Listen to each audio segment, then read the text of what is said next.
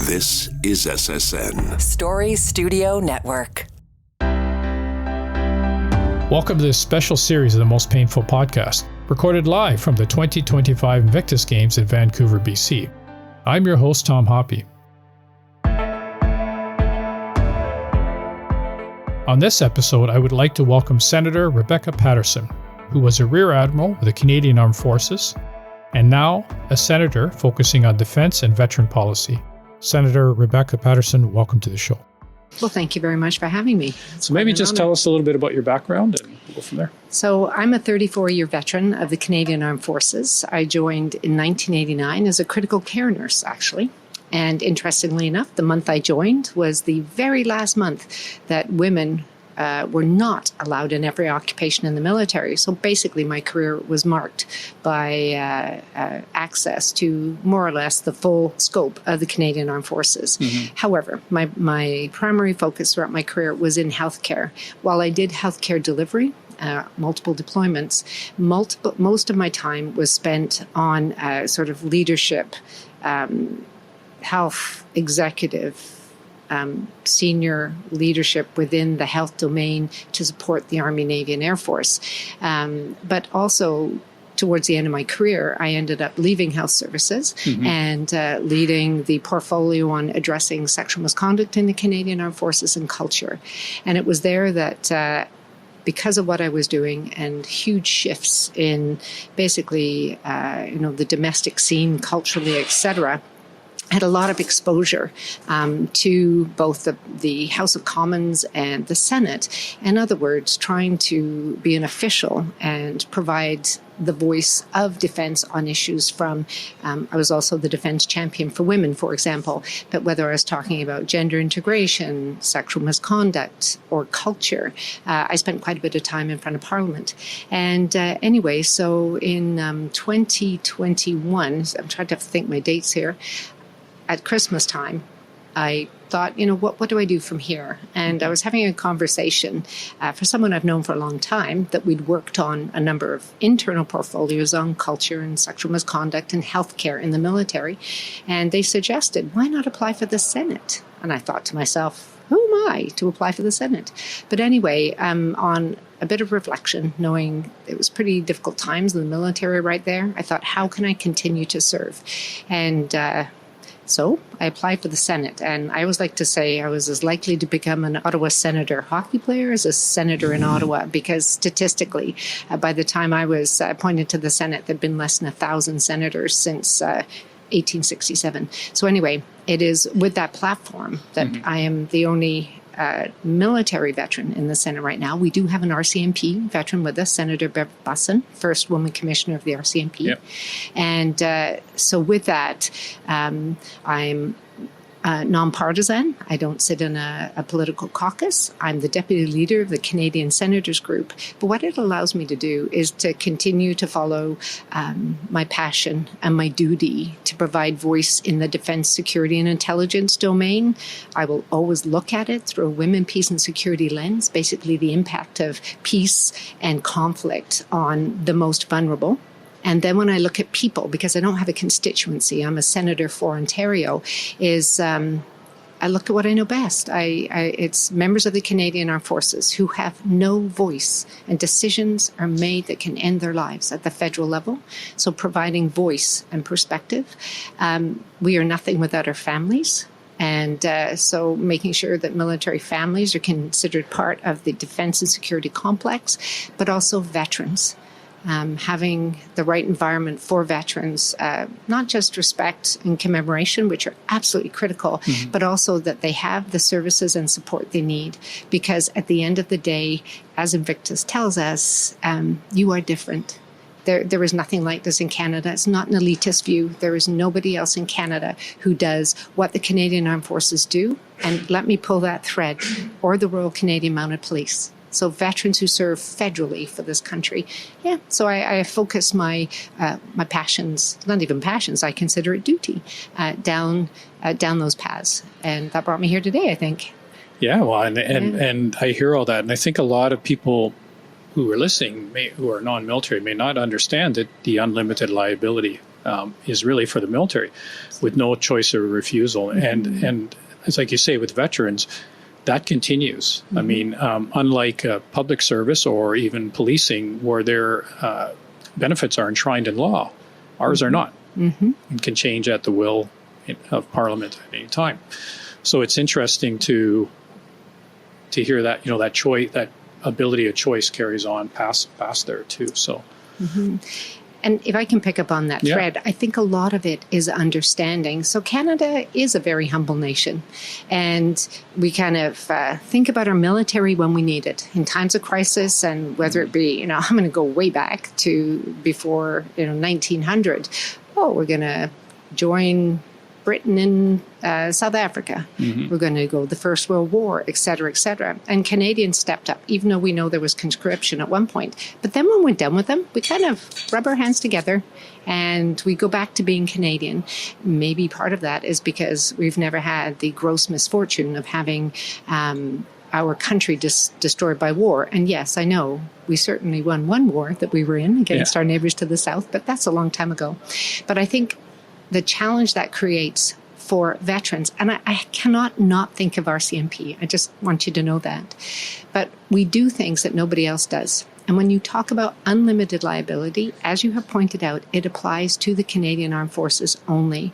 And what it means is that when a Canadian signs on the dotted line and chooses to serve, that they are willing to offer up to and including their life. So health and safety. Any legislation that does not apply in the Canadian Armed Forces, especially in a combat scenario, as you can imagine. I mean, it doesn't mean that we can't follow standards for, stuff, and there are consequences if there's gross negligence. But they're not insurable. But they're not insurable. So the federal government, in order to ask us to do what no other Canadian is ever asked to do, need to make sure that as veterans that we are there for them. And I think the second thing is it's more than life behind a desk. I sit and I look over your shoulder and I can see the Max Bernays, which is one of our Arctic offshore patrol vessels. You are gone forever from your family. Climbing ladders, oh gosh, that sounds hard. Oh no, it is hard. Heavy seas, knees and backs. And this is just wear and tear, occupational health and safety. Oh, and I told you, we're not covered by anything. So the government needs to be ready when there are injuries, both in service and after retirement, that there is an acceptable support and benefits in order to support people who have chosen to step forward. And so I like to try and make that connection. It's very easy federally when you live in a community that doesn't see militaries, which is most of Canada. Yes. That you understand that when we say no to funding on this, the wasteful spending, which is really operation and maintenance, that's actually about people programs. That's about training budgets. It's about equipment that fits properly. And you and I both know poorly trained, poorly equipped people are more likely to be hurt or killed in our situation. So there you go. So I try to create the story, the picture, give profile to that. Yeah, I can't agree with you more. I have this discussion for many years, many different people, because in Canada, they're not aware of it. I mean, when I tell people I went overseas in Sarajevo in 94 when the war was full on without a helmet and a flak vest, they don't believe me. I said, it's true. In my heart. Yes. It's true. And I mean, that's the most basic of and there have been improvements. And like you said, defense is important. And now with what's going on in the world, and you look at the Arctic and everything we have, I mean, that's important. But that ties into benefits with veterans. It ties into the ability to look after chronic pain and their families as well. Because we know the research that we're doing out of University of Calgary is that veterans who struggle with chronic pain, their children struggle with chronic pain afterwards, right? So I agree with what you're saying. It's not just about defense and equipment. It's about looking after people after. Right. And it can be very hard because the government, and I'm not government, I'm a senator, but the government does have to make hard fiscal decisions. They do. There is a cost to that hard decision you may make fiscally, but what you can't do is continue with the same tempo and mandate and difficulty that you did when you had the money, you had the programs.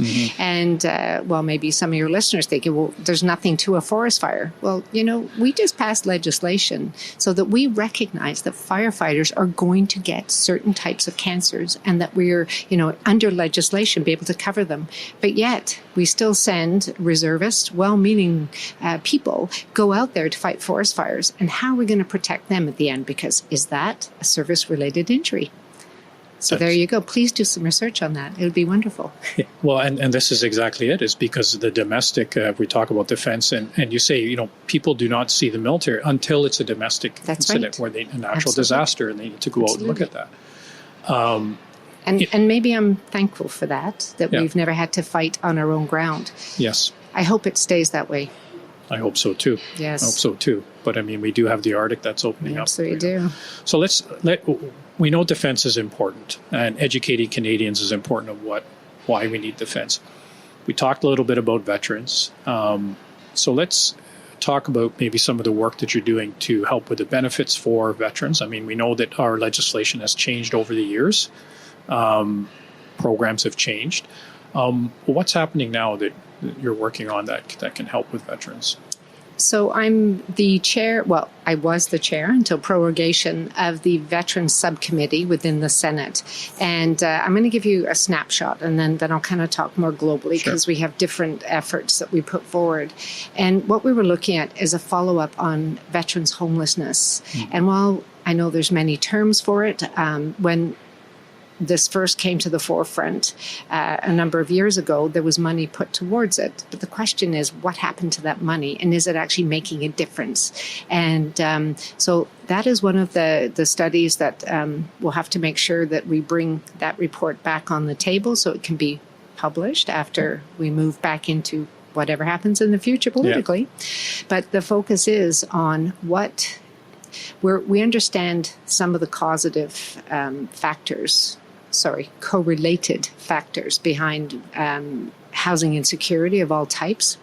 But then the next thing is, how are we doing and are we investing correctly? I think one thing that we sometimes are very challenged with is with a federation where you have federal and provincial jurisdictions, of course, and territorial jurisdictions. Veterans belong to the province or territory in which they live. And Veterans Affairs has elements that are insurance company-like, but also, programs that they hope to catch can through grants and bursaries. So as we're having a look, the one thing I can tell you that I don't think will come as a surprise to anybody listening to this is there needs to be regionally specific responses to this, because this vast, immense country, I'm sorry, I've been to Goose Bay, and now I'm in Vancouver. Tell me how they connect apart from that maple leaf. Yeah. So trying to come up with the regional solutions that are done in partnership with people who are living in housing insecurity in those areas is very helpful. But it also falls into large bases. Let me use Gagetown. There's some great work being done there, a very different approach to Toronto, but trying to look at, should we also be investing in addictions and treatments, and what would that look like for people or veterans in Gagetown? So what we're trying to have a look at in this report is, what can we do? How can we better maybe not end up housing insecure in the first place, but also if they do, how can we better capture them? So I want to make sure that you know that there are some really good things going on, but I think fundamentally a homeless veteran has some very unique characteristics, and pride is one of them. How can I fail? I mean, we are taught and trained as elite athletes and teammates and team members. I've let you down. I've let me down. So they're hard to find. I can tell you that. So please, everybody, keep an eye out. But the second thing is when we finally find them and try to help work with them, not do it to them, work with them to address their issues. We also have to be able to access treatment that understands the military background. So whether it be addictions because of PTSD, for example, we know that serving members and veterans find it very difficult to join any kind of group where nobody knows what they're talking about, right? So anyway, so things like that are certainly a passion for me. because that is about, looking after people. What is missing in there is how do we manage families of veterans? Well, and we can talk about legislation and change that happened in 2006 and prior to that and what happened. But I'm going to try to keep it positive a little bit here. But I think it's important for people. If you like.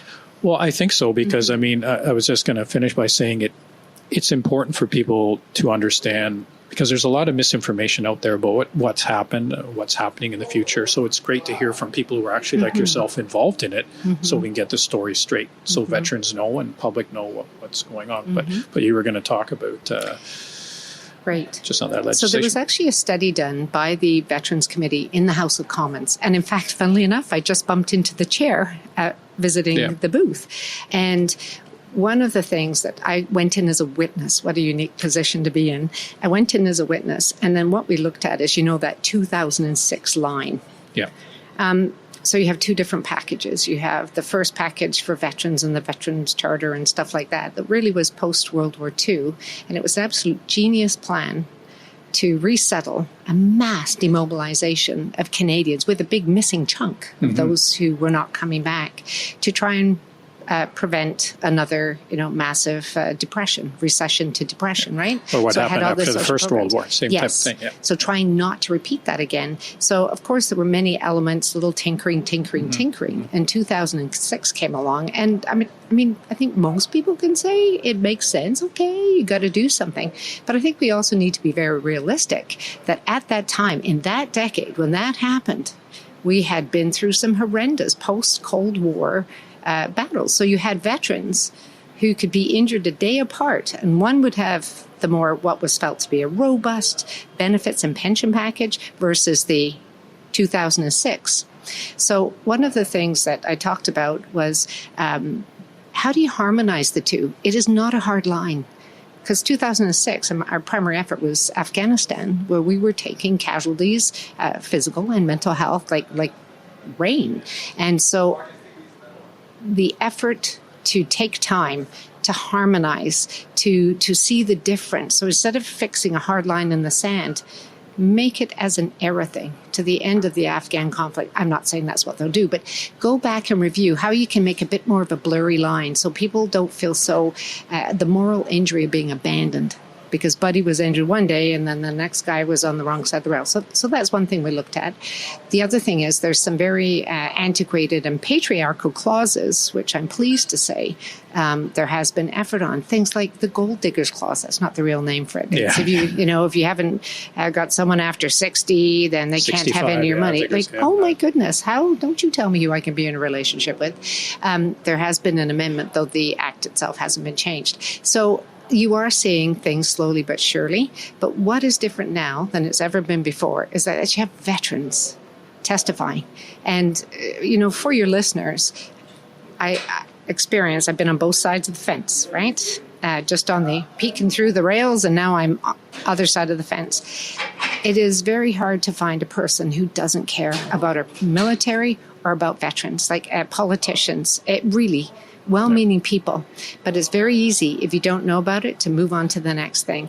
That is not a criticism, it's a fact in all humans. So to have veterans out there, as we always say, and we've been pushing this when I was on the other side of the fence, nothing about us without us when it comes to the human factors of serving and veterans, to actually have veterans called, to actually talk about it, that when the committee members make these recommendations, and then hold the minister accountable for actually implementing those recommendations, and if not, why not? So the accountability, the visibility, and the voices of veterans is there, and that makes me pretty proud. Yeah, and that's really good. And I know the 2006 thing because I was at the table when we were going through that, so I understand the challenges and to try to blur that line. I think it's more than just blurring the line. I think we need to go back to, that's a whole different podcast in itself. But the reason that happened was more than just from the government side. It was also from the veterans community side too, that happened. True.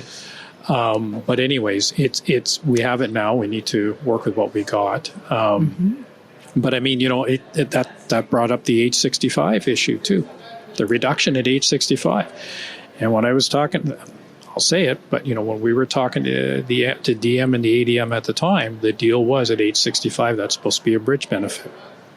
It didn't occur, right? So now, what happened after that discussion? Who knows? And what happened? But now we have an issue where there is a reduction at age 65 for people on IRB, right?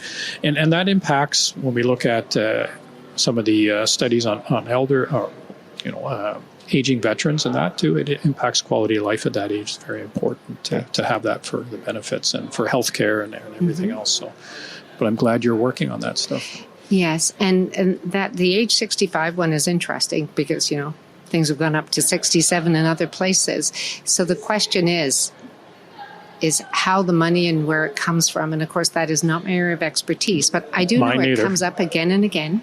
And while they do bridging, what is meant to happen is then it's really who's paying. So it should not really drop. But we know, in effect, it does, because then you have pension components that come in, how the calculations are done. So I'm hoping that as we move forward, especially as the world gets more and more unsafe, we grow the size of our Canadian Armed Forces. It is actually about retention. How I'm treated when I will watch and I will decide.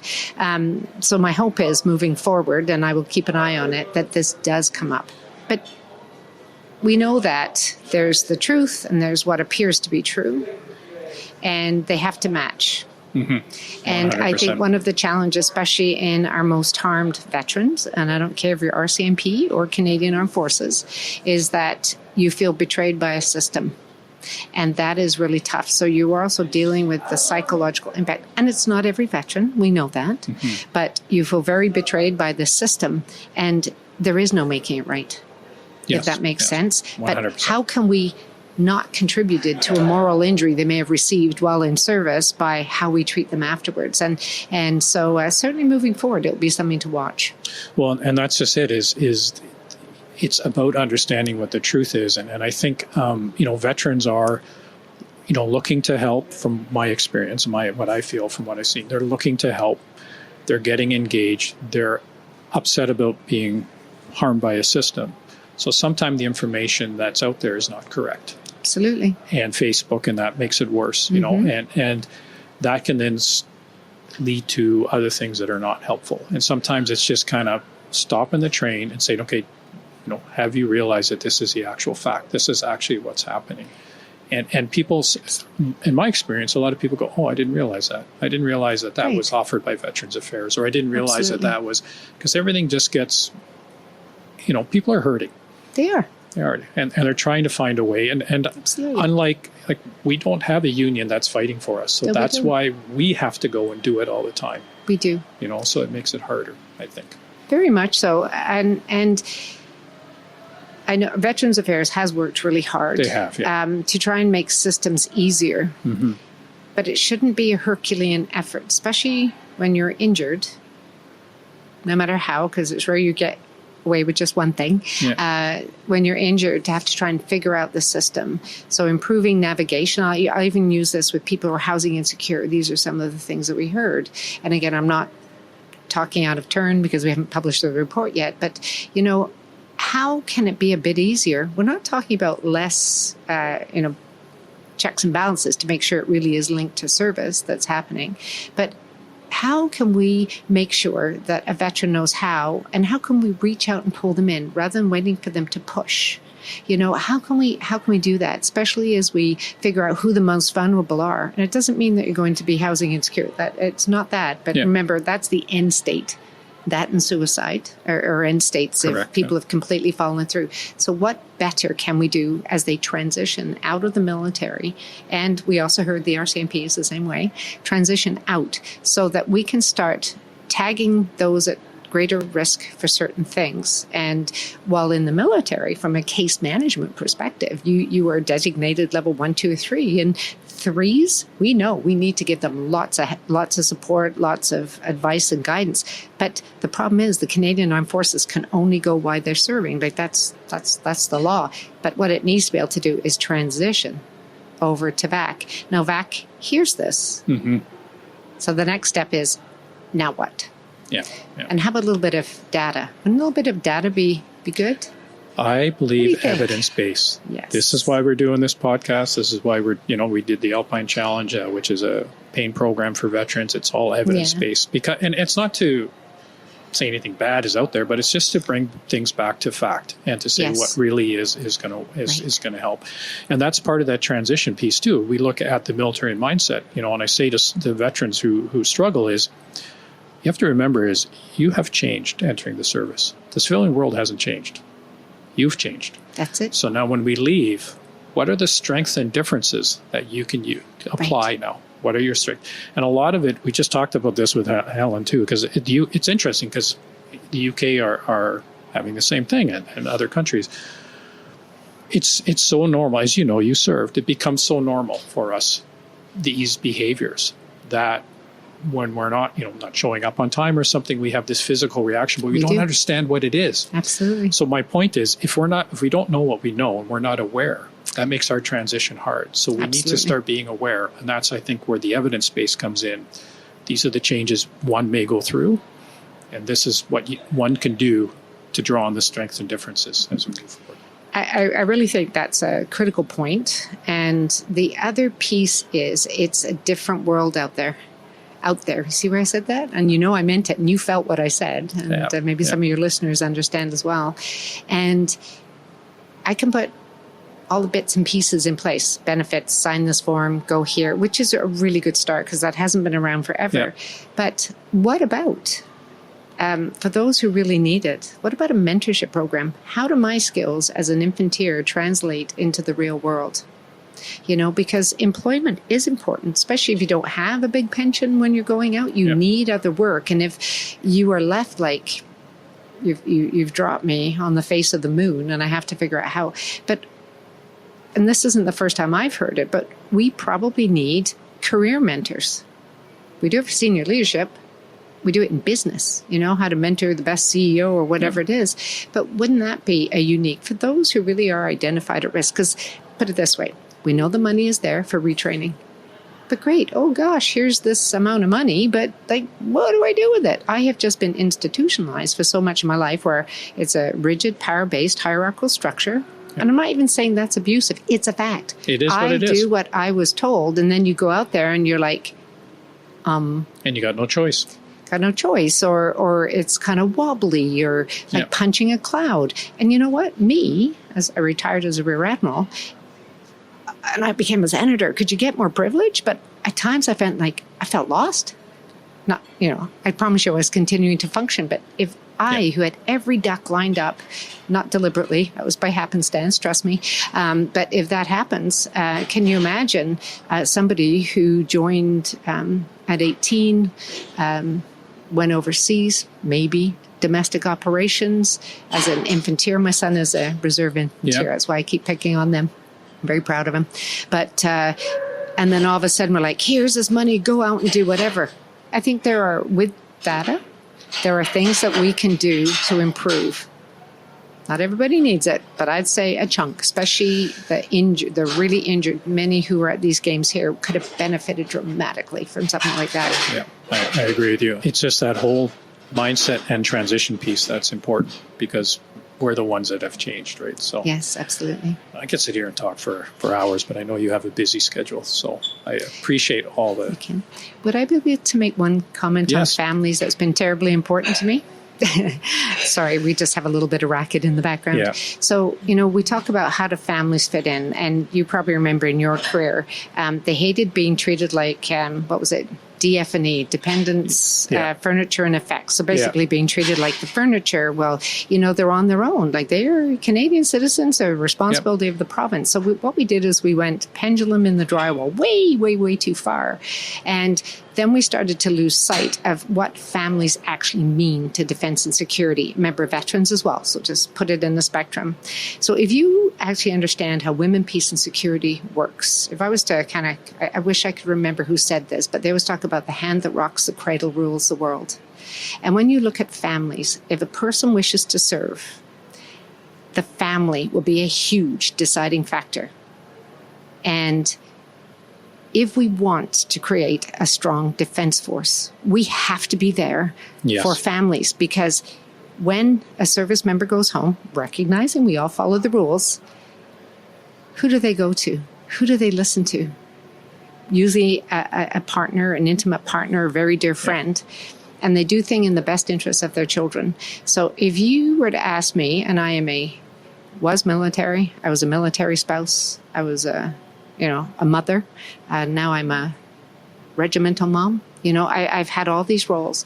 But if you were to ask me, is that families are a critical point for defense and security in Canada, and we can't treat them like DF&E anymore, foist them onto the provinces. We need to consider them and figure out mechanisms at the federal level to fund daycare, to try and help with employment. Yeah, 100%. You're right, because they pick up and move, and now absolutely, what are we going to do for work? Yeah, absolutely. So maybe we should do another podcast on that one. Sorry, I should stop now. My apologies for going on, but I really wanted to give a shout out to our families. No, but I'd be open to do another talk on that one, because I think the families are so important. And we were doing research with chronic pain in veterans and their kids, and I think, I'd love to, if the time permits, to have you back.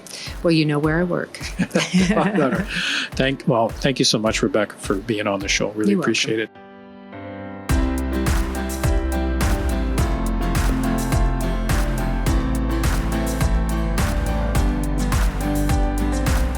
For feedback about the show or more information on chronic pain, you can visit our website, veteranschronicpain.ca. And if you want more information on Invictus, you can go to their website, invictusgamesfoundation.org. Remember to like, follow, subscribe, and share this podcast. Thanks for listening to this special Invictus Live series as part of the Most Painful Podcast. I'm your host, Tom Hoppy. Stay safe and keep the hope alive.